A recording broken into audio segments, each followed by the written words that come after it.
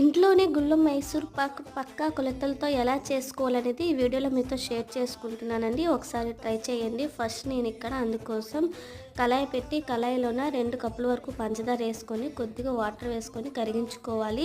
తర్వాత అదే కప్పుతోనే 2 కప్పులు నూనె మరిగించుకోవాలండి. ఇక్కడ చూడండి, పంచదార అనేది తీగపాకం రావాలి. తీగపాకం వచ్చిన తర్వాత మనం ఏ కప్పుతో అయితే పంచదారని తీసుకున్నామో అదే కప్పుతోనే 1 కప్పు వరకు శనగపిండి తీసుకొని ఇలా విస్కర్తో ఉండలు లేకుండా బాగా కలుపుకోవాలండి. ఇలా చూడండి, వీడియోలో చూపించినట్టు ఇలా బాగా కలిసిన తర్వాత మనం మరగబెట్టుకున్న ఆయిల్ని ఇందులో కొద్దిగా వేస్తూ ఇలా కలుపుకోవాలండి. ఇలా ఆయిల్ మొత్తం అయిపోయేంత వరకు మనం కొద్దిగా ఆయిల్ వేస్తూ లో ఫ్లేమ్లోనే ఈ ప్రాసెస్ అంతా చేసుకోవాలి.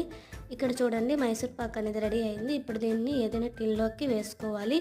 బాగా చల్లగా అయిన తర్వాత దీన్ని ముక్కలుగా కట్ చేసుకోవాలండి. ఫుల్ లింక్ వీడియో కావాలంటే కింద ప్లే బటన్ నొక్కండి. వీడియో నచ్చితే లైక్ చేసి ఛానల్ని సబ్స్క్రైబ్ చేసుకోండి.